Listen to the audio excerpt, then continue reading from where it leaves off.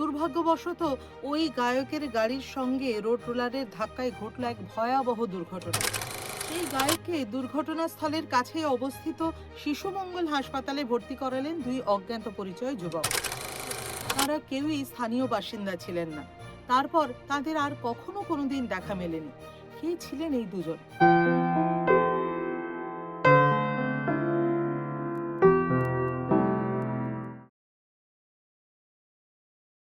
১৯৬৯ সালের ২১শে মে একটি জলসা থেকে গান গেয়ে বাড়ি ফিরছেন এক বিখ্যাত শিল্পী।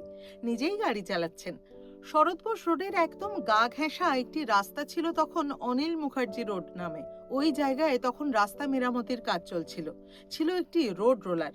দুর্ভাগ্যবশত ওই গায়কের গাড়ির সঙ্গে রোড রোলারের ধাক্কায় ঘটল এক ভয়াবহ দুর্ঘটনা। চূড়ান্ত আহত হলেন সেই গায়ক এবং আশঙ্কাজনক অবস্থায় ভর্তি হলেন হাসপাতালে। ঘটেছিল আরও একটি অদ্ভুত ঘটনা।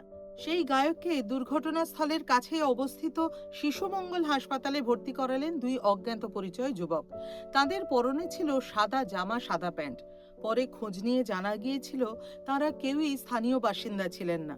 তারপর তাদের আর কখনো কোনোদিন দেখা মেলেনি। কে ছিলেন এই দুজন? কোথা থেকেই বা এসেছিলেন তারা? কোনোটারই উত্তর মেলেনি। কথায় বলে না, রাখে হরি মারে কে। কিছুদিন জমে মানুষে টানাটানি চলল। তারপর বিপদ কাটলো গায়কের। বিপদ কাটলেও তাকে হাসপাতালে থাকতে হয়েছিল প্রায় ২-২.৫ মাস। তারপর বাড়ি ফিরেও আরো অনেক দিন সময় লেগেছিল তার সম্পূর্ণ সুস্থ হয়ে উঠতে। যে সময়ের কথা বলছি সেই সময় সংবাদ মাধ্যমের এত রমরমা ছিল না।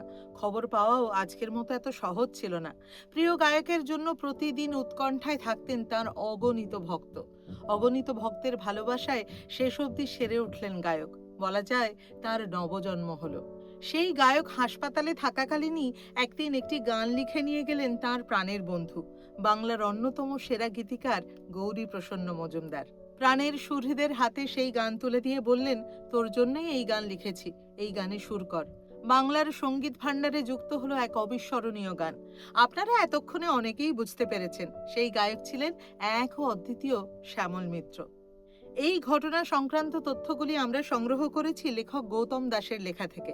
আমাদের সংগৃহীত তথ্য বলছে, গৌরীবাবুর লেখা সেই গান হাসপাতাল থেকে ছাড়া পাওয়ার পর যখন শ্যামল মিত্র রেকর্ড করেন তখনও কিন্তু তিনি সম্পূর্ণ সুস্থ নন। এমনকি রেকর্ডিংয়ের দিনও তাকে নিয়ে যাওয়া হয়েছিল অ্যাম্বুলেন্সে করে। তখনও তিনি ঠিকমতো হাঁটাচলা করতে পারছিলেন না। ৫৬ বছর পার করেও সেই অনবদ্য গান আজও বাঙালির পছন্দের তালিকায় একইভাবেই রয়ে গেছে। হ্যাঁ, একদম ঠিক ধরেছেন। সেই কালজয়ী গানটি হলো, তোমাদের ভালোবাসা মরণের পার থেকে ফিরায় এনেছে মোরে। তোমরা আমার গান কতখানি ভালোবাসো বুঝেছি নতুন করে। তোমাদের ভালোবাসা মরণের পার থেকে ফিরায় এনেছে মোরে। আজ তাহলে এটুকুই। দেখা হচ্ছে পরের পর্বে নতুন কোনো কাহিনী নিয়ে।